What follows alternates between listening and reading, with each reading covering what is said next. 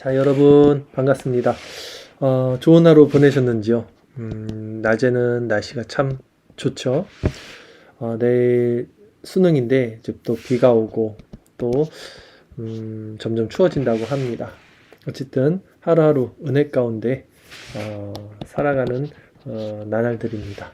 오늘 우리가 함께 나눌 책은요, 마크 존스 하나님 아는 지식이고요. 오늘은 5번째 주제는 하나님은 영원하시다. 하나님의 영원성에 대해서 함께 말씀을 나누겠습니다. 페이지는 72페이지이고요. 함께 은혜를 나누도록 하겠습니다. 5번째, 하나님은 영원하시다.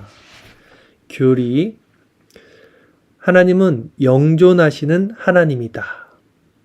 영존, 영원히 존재하신다는 것이죠.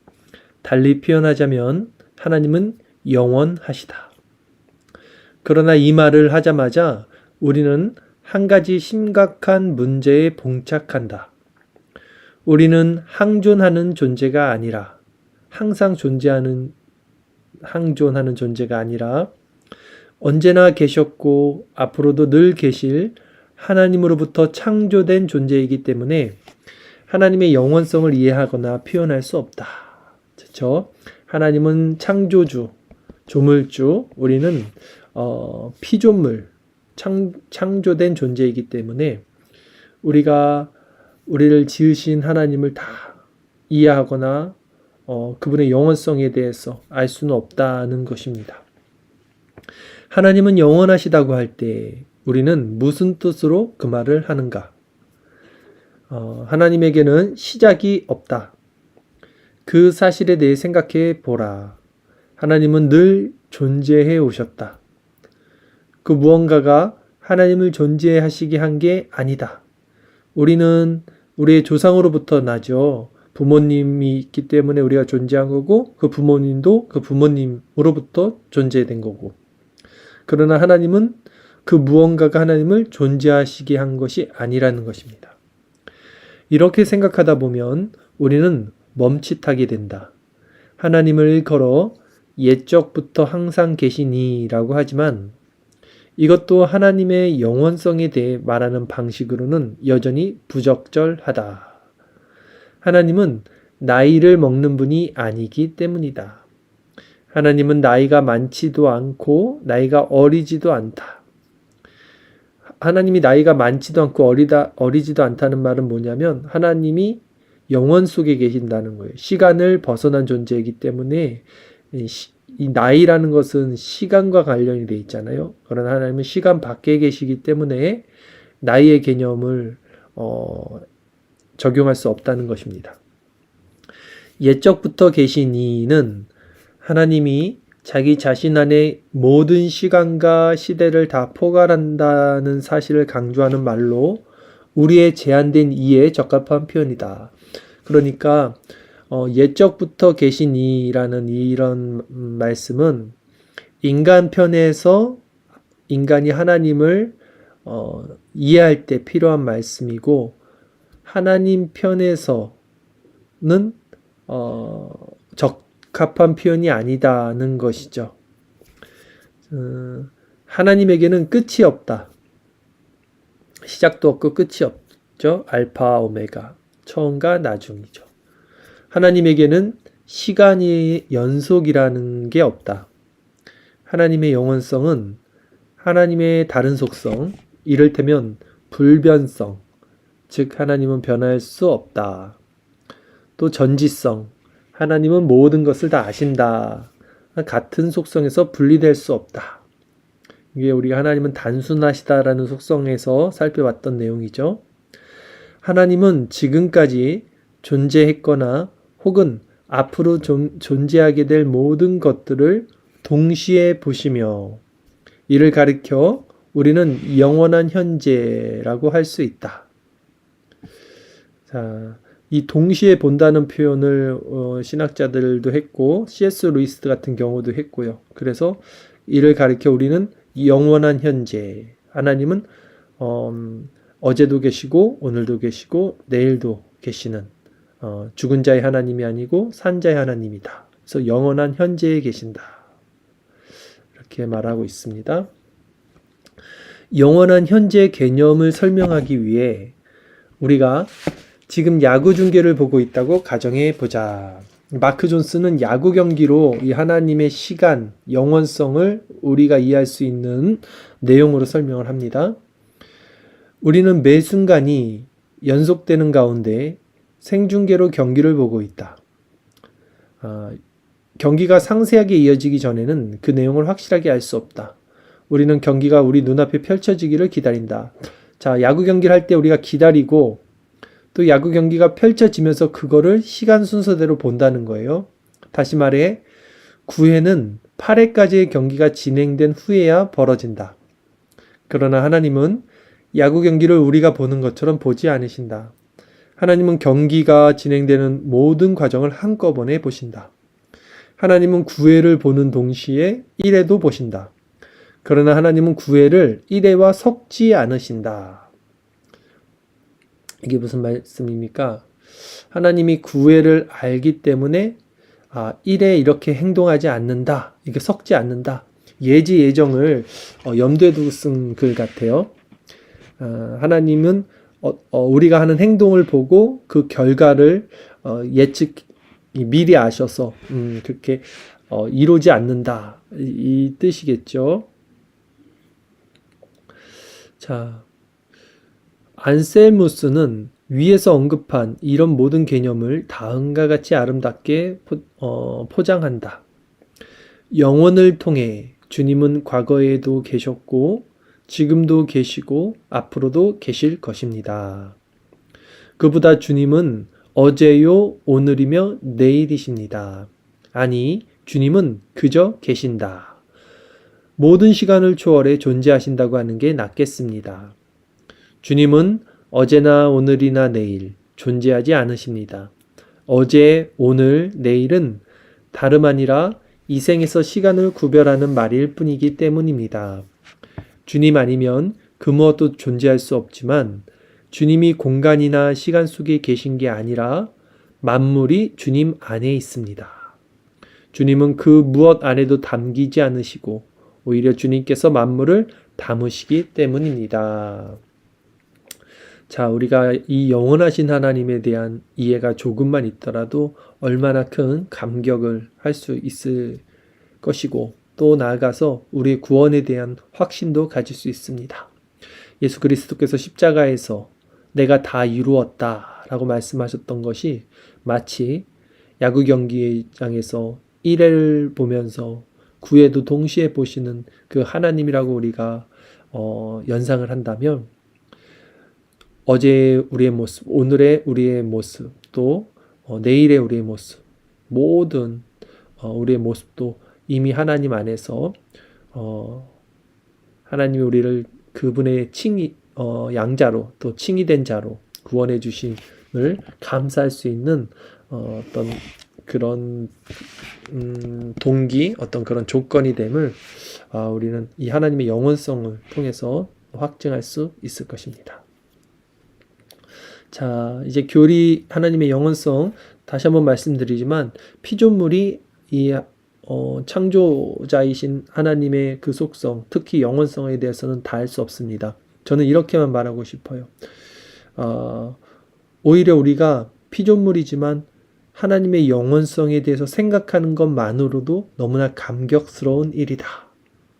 이 정도로 우리가 하나님의 영원성에 대해서 접근했으면 좋겠고 철학자들처럼 계속 하나님을 우리가 계속 파헤치고 하나님의 속성을 알아가는데 이렇게 좀 더 그런 모습은 좋지 않은 것 같아요.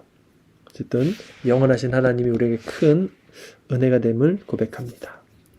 자, 영생이라는 그리스도의 선물, 이제 그리스도로 어떻게 적용이 되는지를 한번 살펴보겠습니다.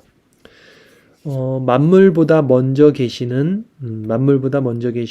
따라서 영원하신 하나님인 성자께서 시간 속으로 들어와 시간이라는 조건의 제약을 받게 되셨다. 우리가 지난 주일 설교에서도 살펴봤죠. 신구약 구원의 통일성에서도 성자 하나님 예수 그리스도는 만세 때부터 만세 전부터 삼위로 함께 계셨던 하나님이셨다는 것. 그래서 구원은 그 성자 하나님으로부터 말미암았다는 것. 그러나 그 성자 하나님이 이제 인간들의 세상, 즉 시간과 공간 속으로 들어와서 어떤 조건의 제약을 받게 되셨다는 것이죠. 영원하신 하나님의 아들은 그 무엇도 필요로 하지 않으시고 만사를 다 아시며 만물을 다 소유하신 분으로 우리에게 영생이 있도록 하시려고 시간 속으로 들어오셨다. 우리에게 영생이라는 선물을 주시기 위해 성자께서는 시간에 속한 모든 현실, 예를 들어 소망 중에 믿음으로 사는 것에 스스로 기꺼이 복종하셨다. 자, 소망 중에 믿음으로 사는 이 현실에 기꺼이 스스로 복종하셨다. 순종하셨다. 것입니다. 여기 바로 이제 영생이란 그리스도의 선물이 짧네요. 여기서 한 가지 우리가 다 살펴볼 수 있는 거는 성자 하나님이 시간으로 들어오셨다는 개념이죠. 시간으로 들어오셨다는 개념.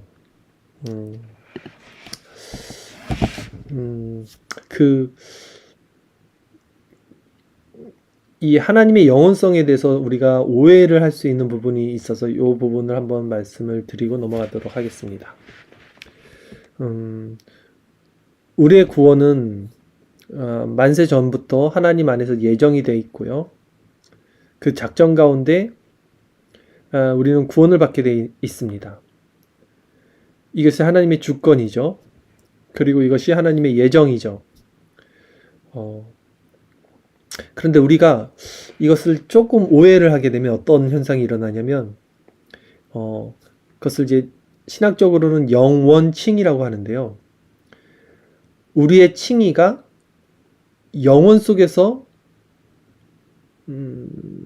해결이 됐다. 그러니까 이 시간을 벗어난 영원의 개념에서 우리의 칭의가 이루어졌다. 이렇게 주장하는 신학이 이제 영원 칭의입니다. 논리적으로는 맞죠.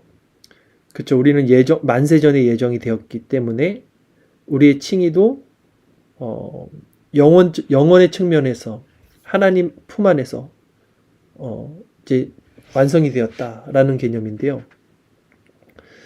이제 이렇게 됐을 때 위험성이 뭐냐면 우리가 살고 있는 지금 이 삶에 대한 중요도가 낮아집니다. 그러니까 우리가 어떻게 살든 하나님은 모든 야구 경기의 1회부터 9회까지를 다 하시기 때문에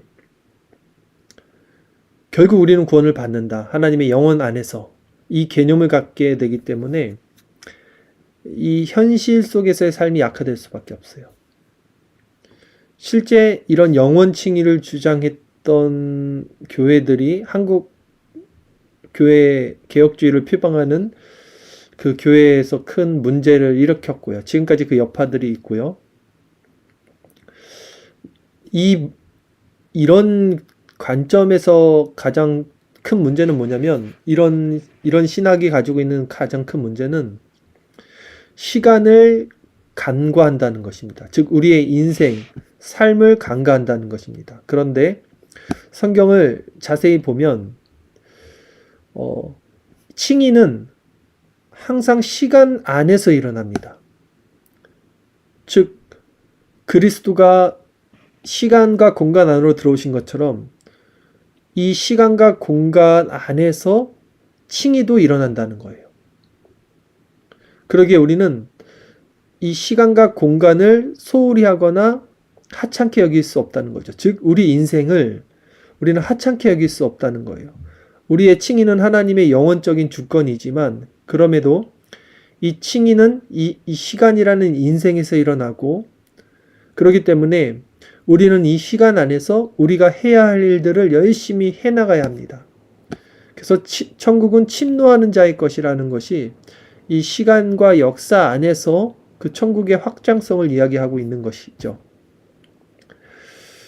이런 지점을 여러분들이 좀 기억을 해서 제가 이 말씀을 왜 드렸냐면 지금 그리스도의 이제 성육신, 시간과 공간으로 오신 그리스도 라는 것을 통해서 우리가 우리의 칭의는 시간 안에서 이루어졌다. 시간을 간과하면 안 된다라는 말씀을 드렸습니다. 적용 부분을 한번 보도록 할게요. 자, 1번. 천국에서 우리가 누리는 기쁨은 점점 커지기만 할 뿐 절대 줄어들지 않는다. 우리의 기쁨이 점점 커지리라는 것을 알면 그 순간 느끼는 기쁨이 고조된다. 이 생에서는 지금 이 순간 기쁘더라도 이 기쁨이 곧 끝날 것을 알기에, 예를 들어 일생일 때 휴가가 내일 끝난다든지 하면 슬퍼질 것이다. 여러분들이 해외여행을 갔습니다. 14박 15일로 갔다고 쳐요. 첫날, 둘째 날, 셋째 날 너무 기뻤겠지만 이제 13일쯤 된 날은 슬퍼질 수 있습니다. 그렇다는 거예요. 그러나 천국에서는 그렇지 않다. 천국에서는 우리의 기쁨이 절대 끝나지 않으며 그래서 이어지는 매 순간마다 더 큰 기쁨이 유발된다. 천국에 갔더니 너무 행복한 거예요.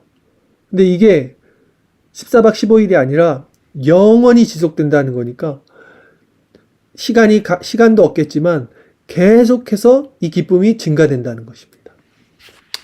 이제 반대로 2번.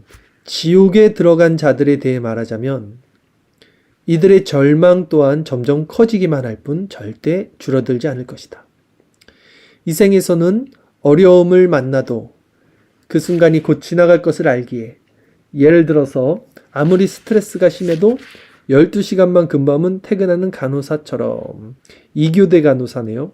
요즘 3교대로 알고 있는데 어쨌든 자, 그나마 위안이 되죠. 우리가 아무리 스트레스를 받아도 퇴근하면 이제 좀 쉴 수 있으니까 위안이 되지만 지옥에 있는 자들은 절대 그런 위안을 경험할 수 없다. 퇴근이 없습니다. 스트레스가 끝이 없죠. 지옥에 있는 자들은 자신이 영원히 고통당하리라는 것을 점점 더 실감하게 되고 그에 따라 영원한 심판에 대한 절망은 점점 깊어지기만 한다. 소망은 완전히 사라진다.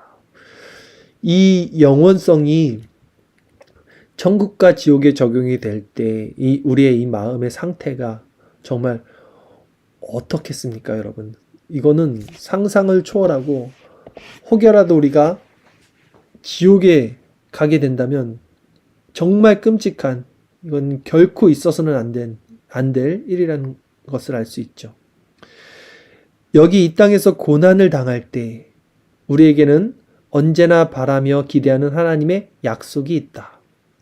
그러나 지옥에 있는 자들에게는 아무 약속도 없고 따라서 아무 소망도 없으며 오직 절망만 깊어갈 뿐이다. 그래서 이렇게 영원성에 대한 적용을 했습니다. 성경은요, 성도들의 삶을 고난의 연속이라고 성경 곳곳에서 전반적으로 증언합니다.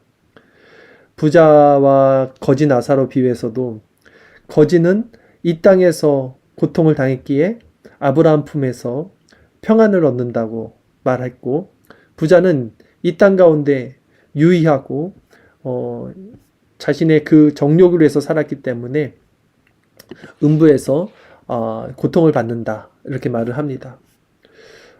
여러분, 그 부자와 이 거지 나사로 이야기를 이제 보면, 이게 이제 이번 다음 주일 설교라 제가 좀 본문을 봤던 내용이 있어서 그런데, 이 부자가 음부에 내려갔을 때 상태를 보면요, 이제 음부에서 여러 가지 일들이 일어납니다.